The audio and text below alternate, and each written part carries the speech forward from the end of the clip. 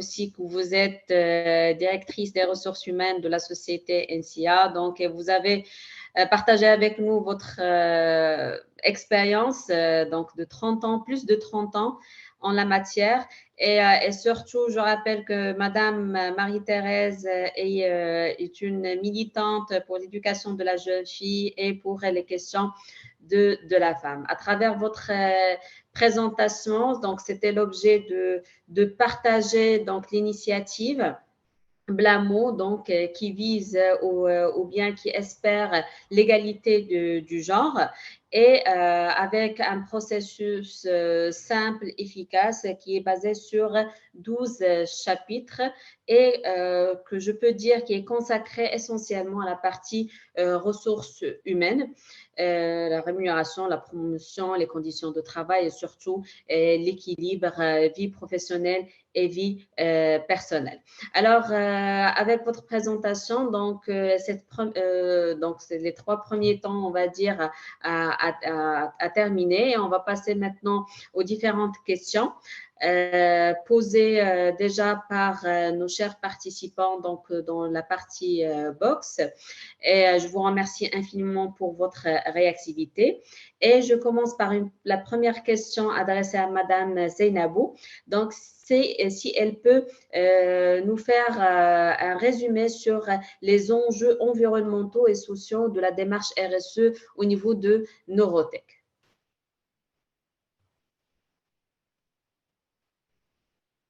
Madame Zeynabou? Oui, pour les enjeux environnementaux à Neurotech concernent notre consommation d'énergie, la consommation énergétique et les émissions qui sont liées, ainsi que la production de déchets d'équipements électriques et électroniques, les D3E. Alors, Neurotech s'est engagé à protéger l'environnement, à limiter ses impacts de ses activités dans les zones dans lesquelles elle opère.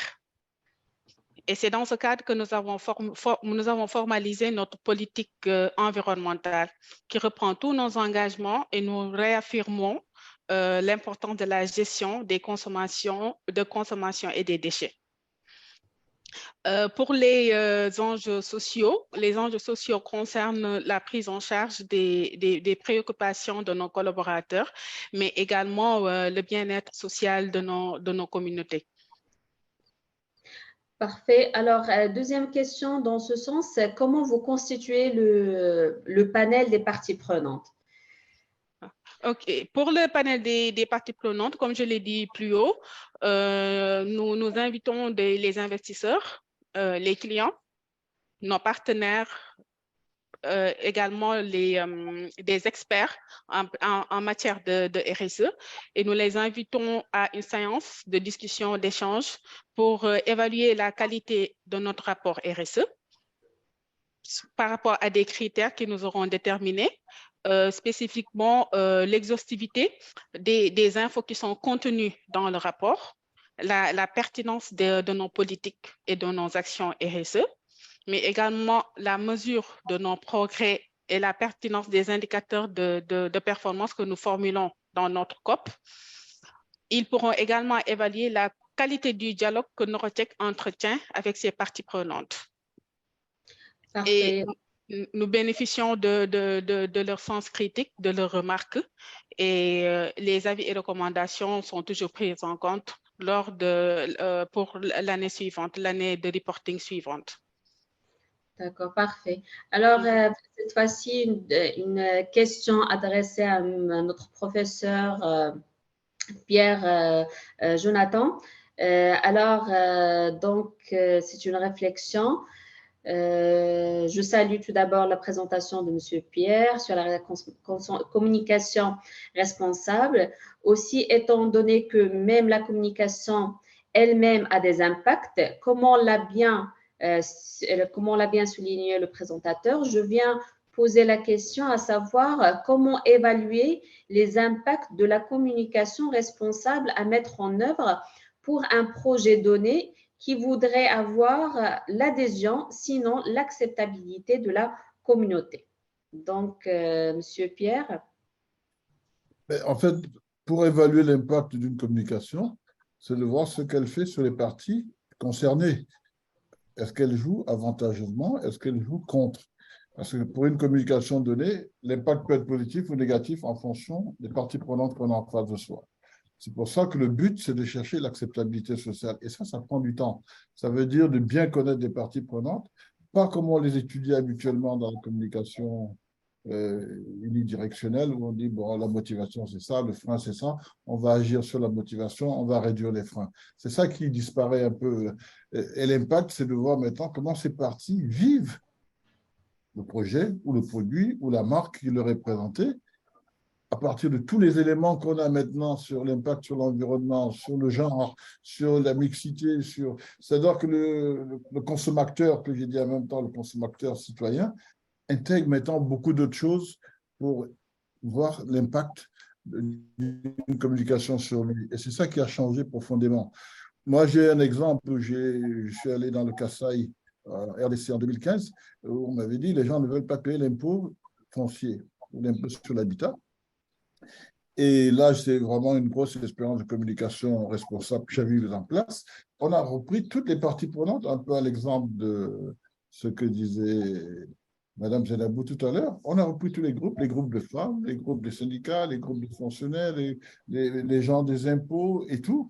Et je vous assure que cette expérience que j'ai vécue vraiment comme quelque chose d'unique, à l'arrivée, je suis même allé au Conseil des ministres parce que les parties prenantes, même le gouvernement régional était une partie prenante, et qu'il fallait qu'eux-mêmes signent devant tout le monde, qu'ils eux-mêmes payent les impôts fonciers. Et là, ça a eu un impact parce que les gens ont compris que ce n'est plus, il y a un lien entre la communication et les actions. Parce que l'acceptabilité sociale, il faut qu'il y ait ces deux. Vous pouvez dire des bonnes choses, mais on regarde ce que vous faites. Un peu comme on dit, faites ce que vous dites. Et l'expérience a été très positive puisqu'on m'avait fixé comme objectif que 500 personnes, si 500 personnes payent l'impôt pendant la durée de mon séjour, on a atteint l'objectif. En fait, on est arrivé à 100 000. On est arrivé à 100 000, pourquoi? Parce que la population s'est sentie concernée. Pourquoi on va payer les impôts? Et leur expliquer, non plus de dire payer les impôts, sinon on vous frappe. Donc, vous voyez que la communication, quel est son impact sur les gens, positif ou négatif, mais surtout, l'acceptabilité sociale vient du fait que ce que vous dites, vous le faites. C'est un peu comme ça. Oui, exactement. Merci beaucoup. Alors, une question adressée à Madame Zainabou. Alors, lors de la participation des investisseurs, surtout ceux des mines et énergies au pacte mondial, peut-elle être un moyen contraignant à l'application de la RSE, à votre avis? L'adhésion au pacte mondial des Nations Unies est volontaire, mais par contre, elle vous oblige à communiquer et à publier annuellement votre rapport RSE sur le site des Nations Unies. De ce fait, si vous ne mettez pas en place une démarche RSE, vous n'aurez pas de la matière pour communiquer sur vos engagements. Et si vous ne communiquez pas, vous perdez votre statut de membre au pacte mondial des Nations Unies. Et je pense qu'en ce sens, le pacte mondial peut être un moyen contraignant à l'application de la RSE. Oui, parfait.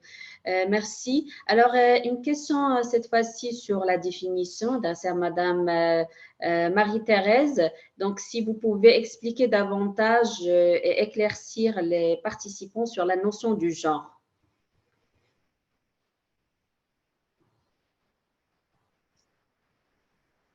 Madame Marie-Thérèse? Oui. On ne vous entend pas.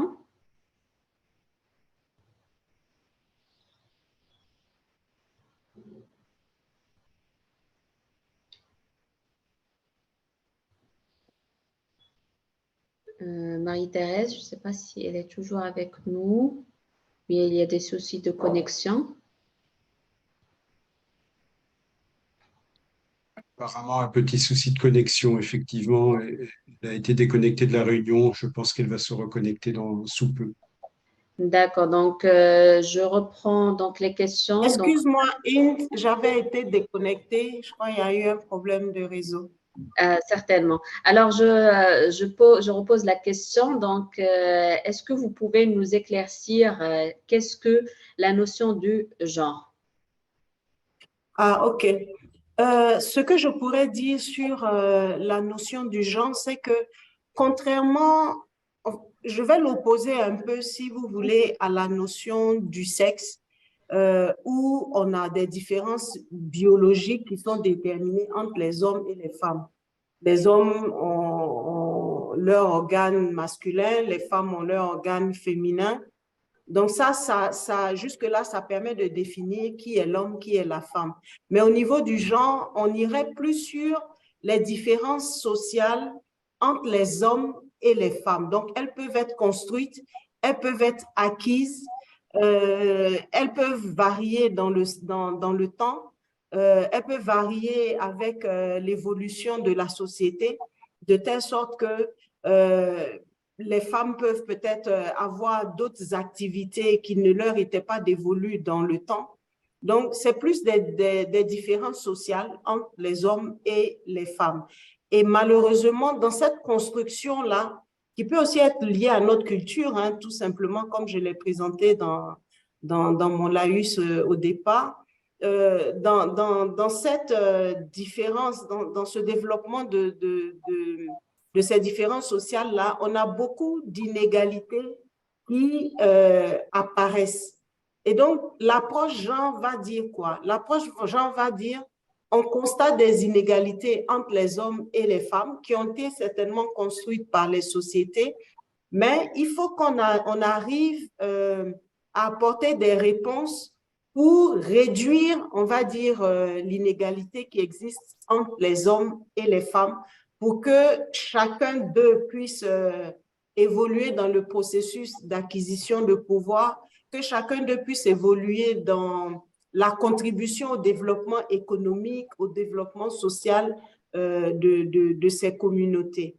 Donc, voilà un peu brièvement ce qu'on entend par l'approche genre. Donc, c'est vraiment essayer de transformer les rapports sociaux entre les hommes et les femmes dans l'esprit de réduire les inégalités de genre et bien évidemment pour atteindre les objectifs de développement durable, participatif et surtout équitable. Voilà un peu ce que je pourrais dire là-dessus. Oui, merci infiniment. Alors, toujours une autre question, comment vous prenez en compte la promotion du genre dans la chaîne de valeur, client ou bien fournisseur?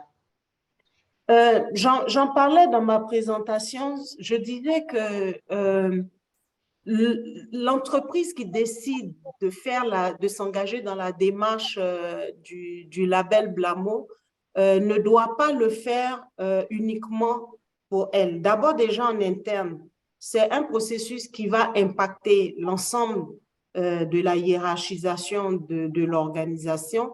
Donc, que ce soit les finances, le commercial, les ressources humaines, etc., etc. Ce n'est pas une activité qui est uniquement dévolue aux ressources humaines, même si on sait qu'il va avoir un impact de démarrage au niveau des activités des ressources humaines.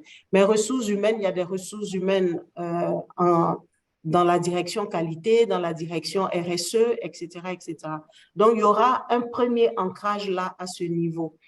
Maintenant, c'est clair que si nous impactons en interne nous-mêmes notre population cible, il serait dommage, et c'est pour cela que je félicitais l'initiative de Zénab, il serait dommage que nous n'essayions pas d'impacter ou d'onboarder nos partenaires, toutes les parties prenantes, notamment si nous faisons partie d'un groupe, donc toutes les filiales du groupe, si nous avons une activité commerciale, tous nos clients, nous sommes une entreprise, nous aurons forcément besoin de fournisseurs.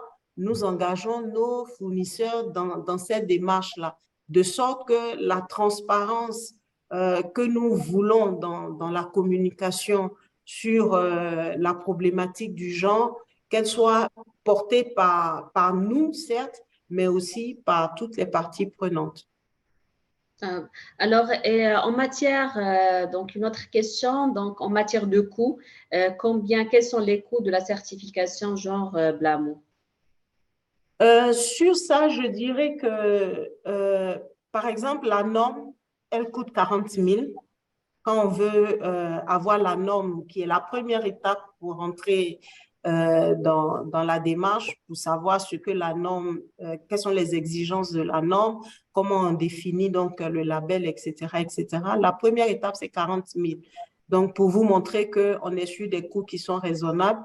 Maintenant, après, on a tout le processus de formation, d'accompagnement qui, lui, tourne autour du coût de 500 000 par jour. Donc, ça dépendra du nombre de jours, du nombre de personnes qu'on souhaite former. Mais bon, j'aimerais pas trop m'appesantir là-dessus. J'aimerais plutôt laisser tous ceux qui sont intéressés à me contacter pour qu'on puisse, comment je vais dire ça, pour qu'on puisse leur faire une cotation qui tienne compte de leurs contraintes financières, de la taille de leur entreprise aussi, etc., etc. Mais en tout état de cause, c'est largement plus accessible que l'ensemble des démarches usuellement connues. Parfait. Alors, merci pour les personnes qui demandent par rapport des présentations. Normalement, ils seront partagés dans notre site institutionnel par la suite. Alors, une autre question, donc, comment, donc, à vous, Madame Thérèse, comment certifier une entreprise au Togo? Est-ce qu'il y a un point focal ou bien on peut, comment vous contacter? Ben, vous nous contactez directement. Alors, In, je ne sais pas si tu pourras partager nos contacts dans la base. Je vais aussi mettre nos contacts sur Sur le chat. la discussion. Voilà, oui. Voilà. Ah, Donc, vous nous contactez. À partir d'Abidjan, nous organisons votre accompagnement.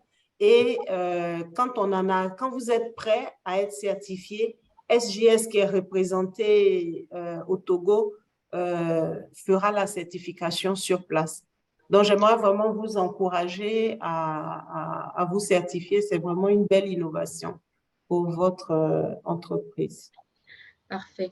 Alors, une autre question pour Madame Seynabou. Comment communiquez-vous sur les difficultés liées à la démarche RSE et est-ce que c'est possible de partager avec nous le budget de la communication responsable? OK. Les difficultés liées à la démarche RSE sont abordées dans les espaces d'échange que nous avons créés pour les collaborateurs qui réalisent les actions RSE, comme je l'ai dit tantôt. Alors, lors de ces échanges, ils nous remontent les difficultés qu'ils rencontrent. C'est en présence du comité de gouvernance où siège le PDG, le président directeur général du groupe Neurotech, et les solutions sont proposées pour y remédier. Ces difficultés peuvent être abordées également lors du panel de parties prenantes.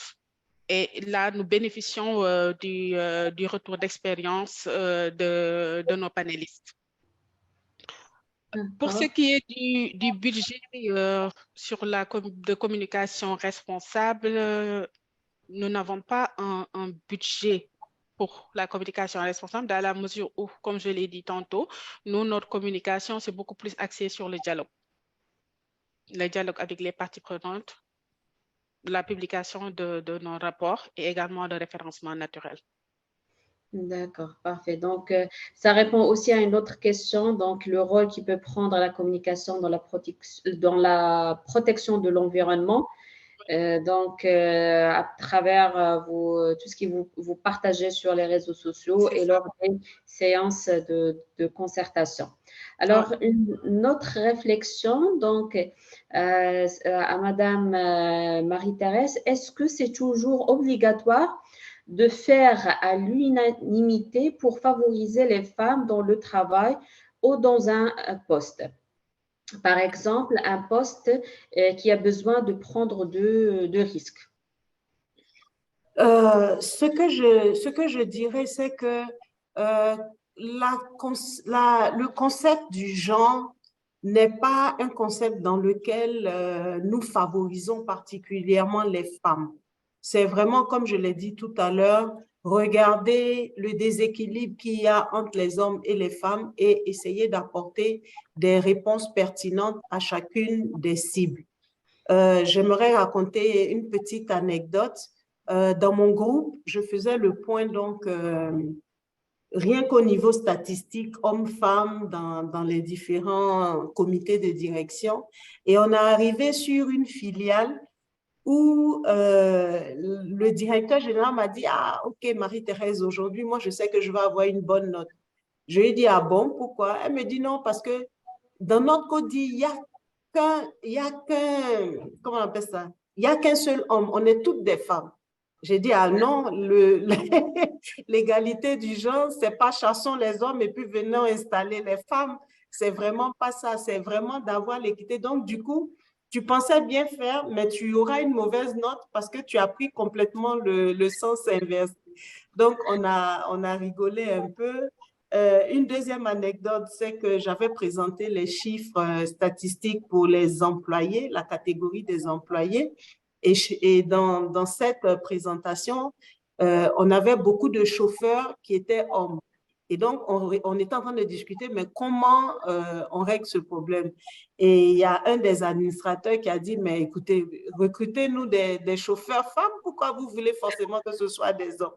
Donc, voilà un peu quelques anecdotes, des petites anecdotes pour dire que dans la question du genre, on n'est pas en train de favoriser particulièrement les femmes, on est en train de rétablir un certain équilibre. Maintenant, c'est vrai que malheureusement, dans notre environnement africain, le déséquilibre est plus en faveur, enfin, le déséquilibre est plus prononcé sur les femmes. Donc, on aura quelquefois ces actions-là qui donneront l'impression qu'on favorise les femmes, mais ce n'est pas le cas. Maintenant, quand il parle des risques, c'est pour ça que c'est important dans la démarche d'avoir cette formation sur les risques pour identifier les risques inhérents à l'adhésion au label Blamo. Parce qu'effectivement, on peut identifier une problématique qui est que nous avons très peu de femmes dans tel domaine d'activité, mais voilà, il n'y a pas suffisamment de compétences féminines dans ce domaine. Donc, c'est un risque. Donc, l'idée, c'est identifier le risque et voir quelles sont les actions correctives qu'on peut y apporter et quel plan d'action on met derrière pour pouvoir y arriver. Récemment, j'ai accompagné un groupe dans le génie civil qui avait cette problématique et je leur ai dit, vous ne répondrez pas forcément immédiatement à cette question, mais il faut que vous ayez un plan d'action. Donc, du coup, on a mis en place des sessions dans des lycées de jeunes filles, dans des universités, non pas dans les universités, mais plutôt dans les lycées de jeunes filles, pour les encourager. On a organisé des panels, etc., pour leur montrer le métier, les encourager à à adopter ces profils universitaires, ces profils universitaires pour embrasser ces carrières-là plus tard. Donc, c'est vraiment ça la procédure, on va dire, autour de la question, la réponse que je peux apporter à cette question. D'accord, merci infiniment. Mais excuse-moi, je n'arrive pas à écrire dans le chat pour déposer mes coordonnées, donc je ne sais pas comment on va le faire. D'accord, peut-être Anne-Sophie peut vous assister dans ce sens. Ok, d'accord, merci. Avec plaisir. Alors, une autre question pour Madame Zeynabou. Oui. Alors, concernant l'évaluation de la qualité de vie d'un travailleur, vous prenez en compte les paramètres des accidents de travail ou risques sociaux ou vous avez un modèle précis? Si oui, si vous pouvez le partager avec nous. Oui, nous prenons en compte le paramètre des accidents de travail.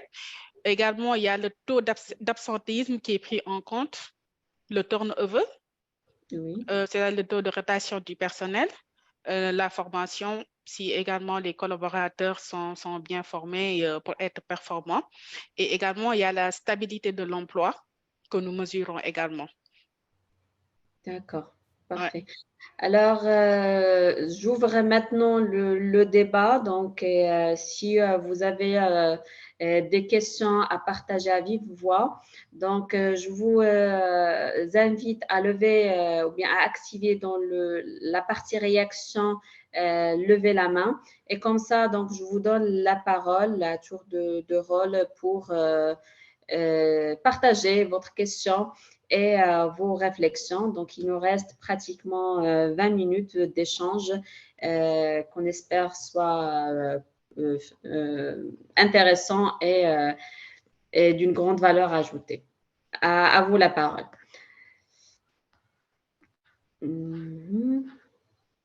Peut-être juste pour information, je viens de mettre le contact professionnel de Madame Marie-Thérèse dans le groupe de discussion, pour ceux qui le cherchaient. Exactement. Voilà, et je vois qu'elle vous met également son contact Oui, j'ai réussi à... Super. Merci beaucoup, Anne-Sophie. Cédric?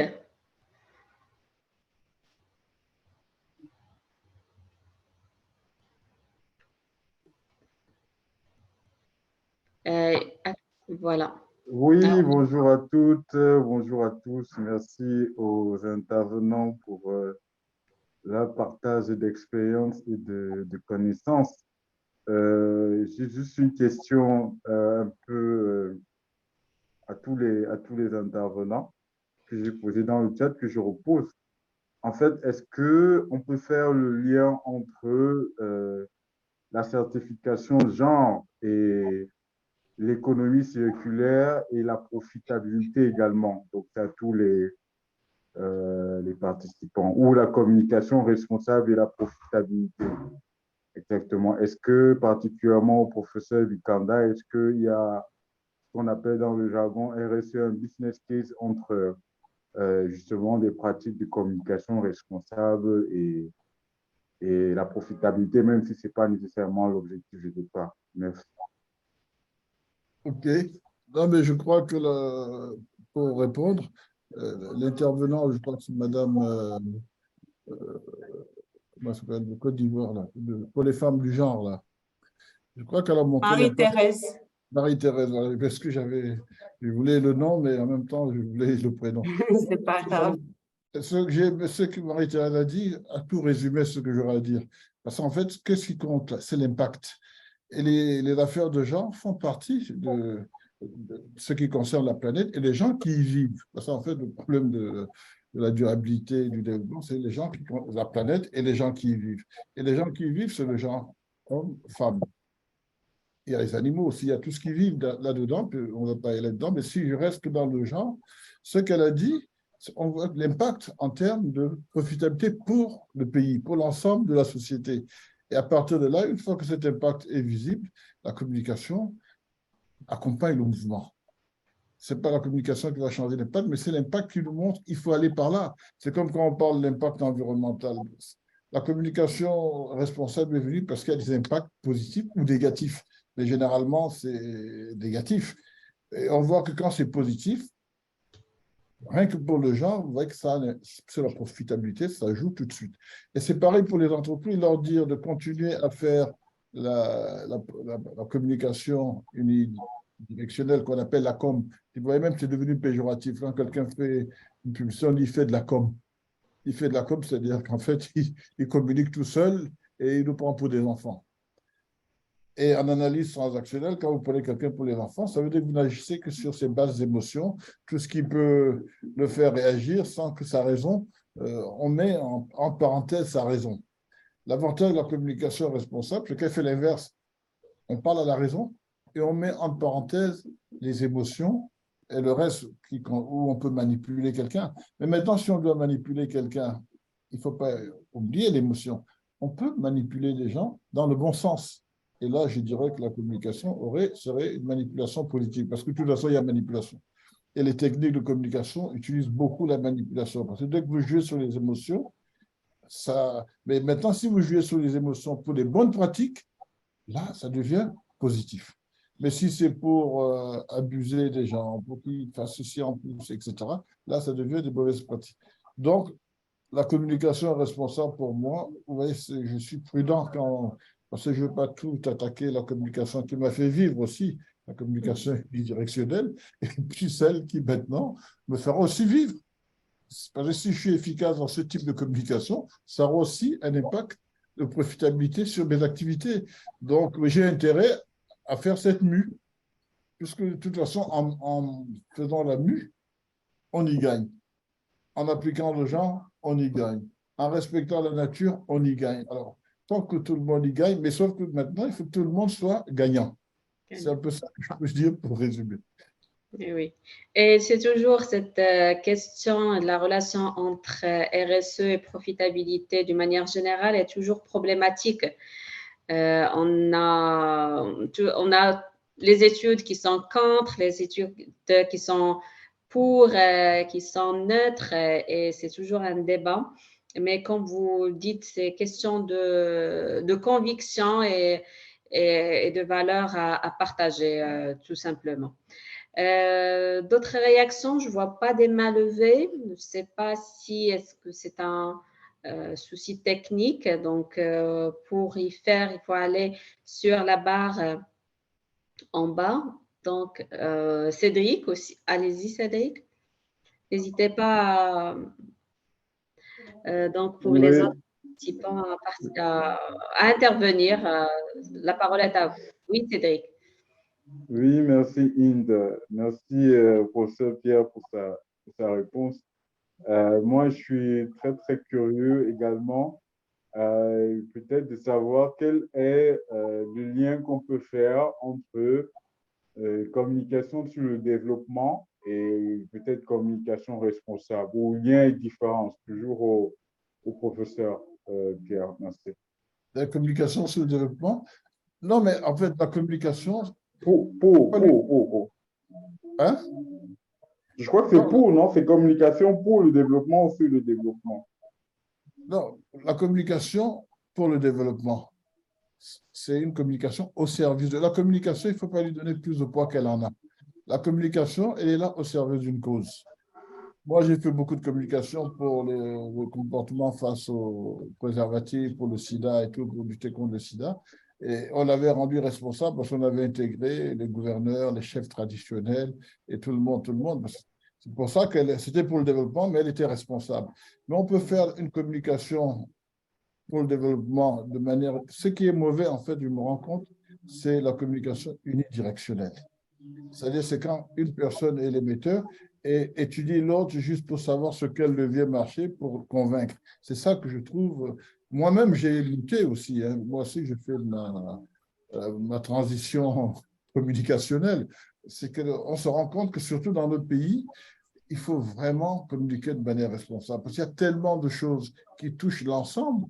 Quand vous voyez des villes, l'hygiène, la salubrité, les moustiques, les maladies, tout est lié. Les ordures qu'on jette, les poubelles qu'on jette, les bouteilles qu'on jette dans l'eau, etc., etc. Donc, vous voyez que cette communication responsable est un facteur de développement. Mais, comme je dis, il ne faut pas surestimer la communication. Il faut savoir que la communication joue un rôle. C'est la mission. C'est pour ça que si le chef d'entreprise lui-même n'a pas un engagement responsable, un vrai engagement militant, comme j'ai dit, mais la communication ne pourra rien faire. Oui, donc la communication, prenez-la comme un outil au service d'un engagement. C'est l'exemple que Zenabou a donné, on le voit bien. Ils ont pris un engagement et du coup, la communication joue le rôle après, mais la communication ne peut pas faire l'inverse. C'est-à-dire qu'il faut qu'il y ait l'engagement en amont, les missions de la communication deviennent plus précises, parce que nous qui travaillons en communication, c'est ce que le client nous dit qu'on communique. Oui, mais quand on fait le développement, c'est encore plus, la RSE est encore plus impactante parce que tout est lié. Vous voyez les bouteilles en plastique ou bien les emballages en plastique qu'on a interdits dans beaucoup de pays, mais qu'on a du mal à interdire dans d'autres pays. Mais on voit bien que les dégâts que ça va faire en termes de tout ce qu'on jette. Tout ce qu'on jette dans l'eau, ça a un impact sur l'environnement. Qui dit environnement, ça veut dire les eaux polluées. Qui dit eau polluée, dit les moustiques. Qui dit moustique, dit le palu. Qui dit palu, dit… Vous voyez, on est dans la circularité. Qui dit palu, dit mortalité. Qui dit mortalité, dit il faut encore du bois pour les cercueils. Vous voyez, tout est lié. C'est dans une démarche systémique. Et donc, c'est ça qu'on veut. C'est ça qui va avec le développement. Et c'est pour ça que dans le contexte africain, on ne peut pas faire l'impasse. C'est pour ça que je félicite les deux intervenantes qui étaient là. Il y a des impasses qu'on ne peut plus faire parce que tout est vraiment lié. Et chez nous, encore plus. Donc, la RSE, pour moi, c'est un mal nécessaire pour les entreprises, mais c'est un bien nécessaire pour l'ensemble de la société. Certainement. Alors, d'autres réactions? Si vous voulez partager des réflexions. Sinon, donc, je comprends qu'on a arrivé à la fin de ce webinaire très enrichissant.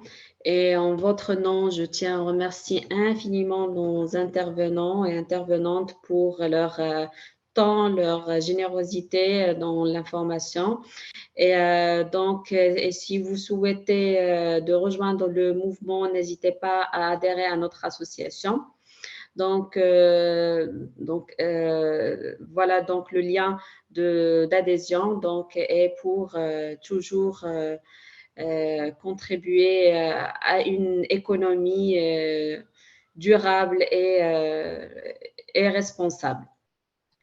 Donc voilà, donc s'il n'y a pas d'autres questions, donc je vous remercie infiniment, chers participants, pour votre engagement de passer avec nous toutes les étapes de ce webinaire et on vous donne rendez-vous jeudi prochain, donc avec un nouveau webinaire sur le financement cette fois-ci, donc la RSE comme levier de levée de fonds et de financement. Donc, n'hésitez pas à l'enregistrer dans vos agendas et de nous joindre pour débattre cette question épineuse aussi en matière de la RSE.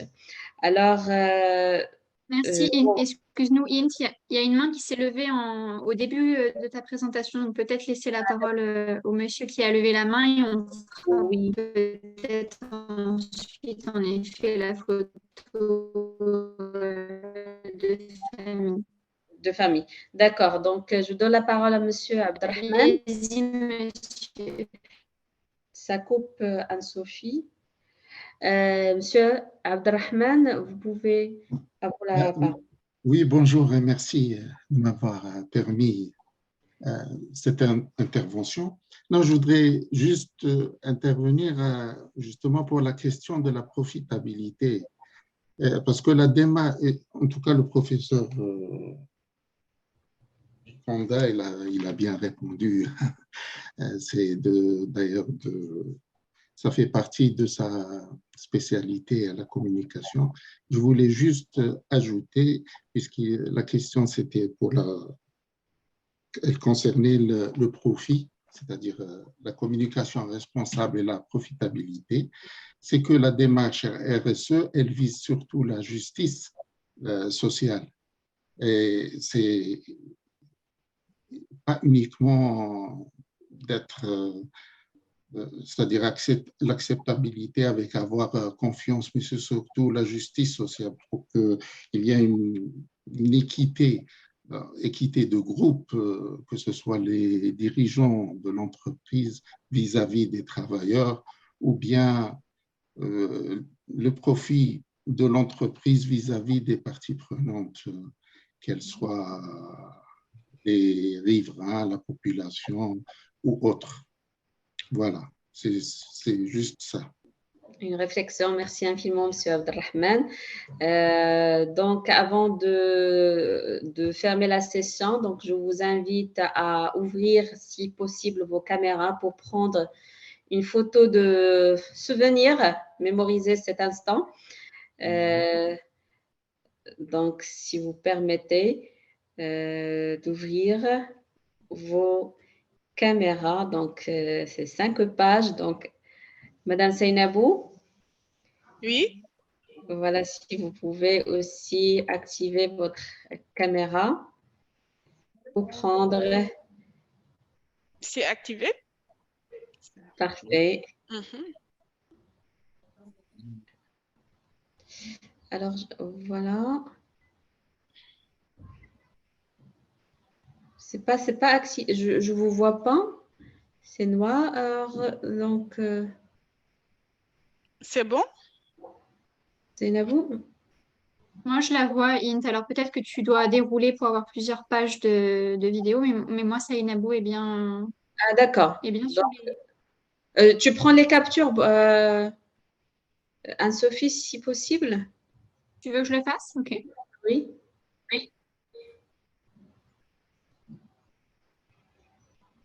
Alors, on vous remercie infiniment. Et on vous donne rendez-vous, donc, comme j'ai dit, jeudi prochain, même heure, même endroit, Zoom, donc, pour discuter les questions de financement et comment la RSE peut constituer un levier dans ce sens. Au nom de comité d'organisation RSE et PED, je vous remercie pour votre implication et engagement. Je ne me suis pas présentée au départ, donc c'est avec vous était Hindet Mohamed du Maroc. Je suis professeure universitaire à l'Institut supérieur international de tourisme à Tanger, où j'enseigne la RSE et la gestion des ressources humaines. Donc, et aussi membre de l'association depuis 2014. Et je vous invite à joindre la famille, donc vous n'allez certainement pas le regretter. Et merci infiniment pour votre engagement, encore une fois. Merci aux différentes intervenants pour votre temps, engagement aussi. Merci infiniment. Merci à vous également. Oui, merci à Int qui a fait une très bonne modération. Merci à toi, Int, pour le dynamisme de ce webinaire. Et merci à nos intervenants. Et vous, chers participants, on vous donne rendez-vous à la semaine prochaine, jeudi 20 juillet. Un Et grand surtout, merci à Merci. Merci aux intervenants pour la bonne présentation. Merci beaucoup. oui. Alors, Merci, Willy.